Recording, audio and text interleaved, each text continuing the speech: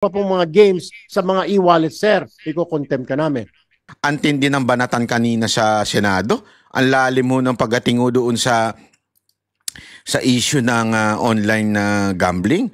At ang binira nila dito yung BSP kasi ang tagal. Ito muna, panoorin nyo. Deputy Governor, can you clarify? Sabi nyo kanina kay Senator Marcoleta, may order na kayo na tanggalin yung links?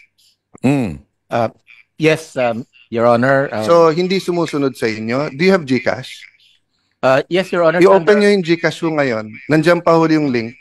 We gave them 48 hours, Your Honor, to take down the links. When did you order, Deputy Governor? Today, Your Honor. So, can you please, I know, sir, sa banking, very conservative. You have a very good reputation. Pero please speak very clearly to us. Diba? What you did on July 25, nag-circulate kayo ng proposal sa mga e-wallet at hinintay nyo pa yung kanilang reply. Tapos today lang kayo nag-order. Kasi may hearing today. Your Honor, if I may... Hindi, kasi ang sagot nyo kay Senator Marcoleta, kulang na lang pumalakpak ako eh. Papalakpak kasi dapat talaga ako kasi at least umaksyon kayo kaagad. Kasi yung governor nyo, ang ganda ng statement, dapat daw mahigpit. Pero wala namang aksyon. You know, I will go to, I will stop there, Deputy Governor. But be very clear here kasi hindi lokohan tong hearing na to eh. Diba? Sana sinabi yung kanina, sir, it took us time and everything, but we're giving them 48 hours. Eh sinabi nyo, hindi, you ordered them na eh. Pag binuksan mo ngayon, meron eh. Hindi po ba? Seryoso, pinag-uusapan natin eh. Lokohan ba to? So please, sir, di ba, ano lang, konting pagiging forthright naman at konting ano tayo pag nag-uusap dito, di ba? Ang PAGCOR mahirapan sumagot kasi trabaho nila magnegosyo ng ano eh, ng gaming eh. That's why, di ba, we'll allow them to ano. But you get my point, sir. Okay, so 48 hours makakaasa kami na tanggal na lahat. Yes, Your Honor. Why do they need 48 hours? Isn't that instant naman? DICT, pag sinabi ko today, tanggalin nyo yan, hindi kaya ng technical ng mga e-wallets yun? So ano, balato muna, 2 more days? With the permission of our Secretary, Mr. Chair. Yes or no lang, sir? Yes, it can be done right away, Mr. Chair. So sir, why do we give them 48 hours pa? Kung sure naman kayo. So kung may mamatay ng 48 hours kasi nalulundon, okay lang sa atin o sayang kita? Your Honor, hindi ko naintindihan eh. Kasi binigyan nyo since, it's August 14 eh. Binigyan nyo since July 5. You know, if you call them into the room, you are the central bank eh. So, I'm sorry, Mr. Chairman, I'm just talking in terms of from the Committee on Banks, di ba? I was briefed. Conservative, these are gentlemen, etc. But if you called everyone into the room on July 5 and everyone pumayag, the next day, July 26, wala. You come here in the day of the hearing, you know all of the cameras are here, representing the central bank, telling Senator Marcoleta, wala nang links. Then nung tinignan ko meron, then we're giving them 48 hours na hindi naman nila kailangan ng 48 hours. Bakit po? Bakit tayo ganun? Your Honor, we gave them sufficient time for all of them to Sir, the ICT just said now, they can do it instantly. Wala kayong technical people sa central bank? Kayo nagre-regulate ng ano, e-wallets eh. Or sayang yung kita nung 2 days? Your Honor, it's because of that reason to give them time to take them down, lahat sila, and also to give adequate or prompt information to the public. So, for... Sir, number 1, July 25 pa yung memo nyo. At pumayag sila. So, alam na nila. So, naghahanda na sila. Oh, number 2, the public, sila nga ang biktima eh. Sila ang biktima. Why do they need due notice na kung gusto nilang sugal, they can do it otherwise, but they do not go to the link. Anyway, I'm taking up too much time, but sir, please, you know, I look forward to working with you. I'm sorry, ikaw yung nandito in the central bank. Pero central bank is one of the most respected institution na may political will dito. Ang monetary board is independent. So, pag sinabi yung decisive action, decisive tayo. Yeah. Sir, may I move to PAGCOR? First of all, may I start by thanking you na meron know your customer. Senator Cayetano, balikan ko lang po si BSP. Kailan mo magtatapos itong 48 hours?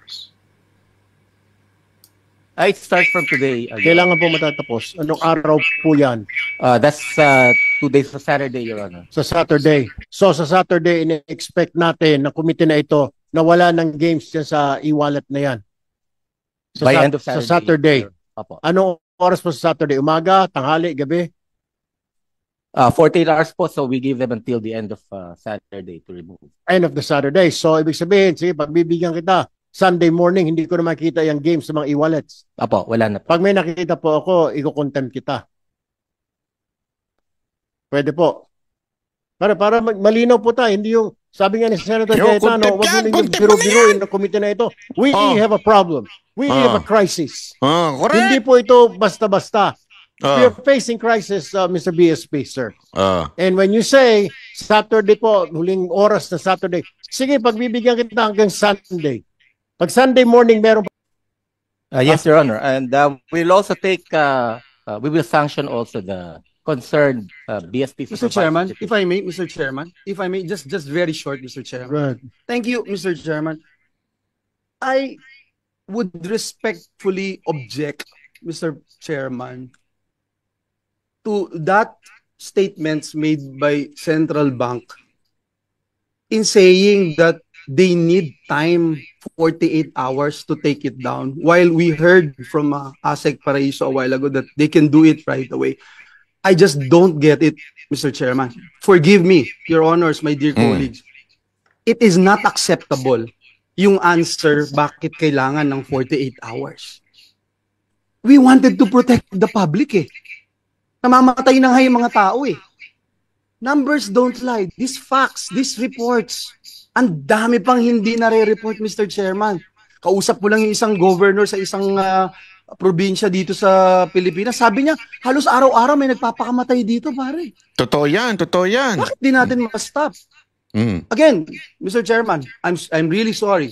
It is not acceptable yung binibigay na sagot kung bakit hindi natin may sara ngayon kung kaya naman.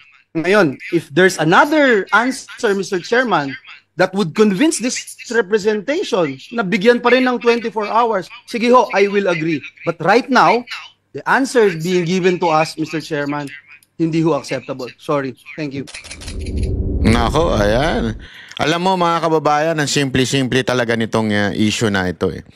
Hindi ko magets bakit parang ang bagal kumilos pagdating po sa kailan aaksyonan itong issue na ito. 'Di ba?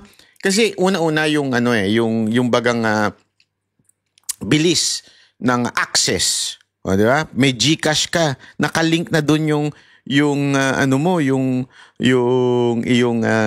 alam mo na, yung sugal, 'di ba?